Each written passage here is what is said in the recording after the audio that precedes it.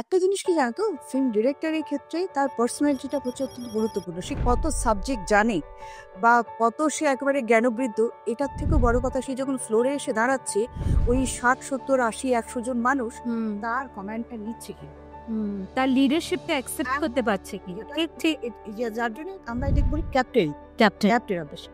তো আমার ক্যাপ্টেন্সিটা প্রথম দিনই আমি যেদিন ফ্লোরে এসে দাঁড়ান তারাই আমার ক্যাপ্টেন্সি সবাই মেনে নিয়েছে।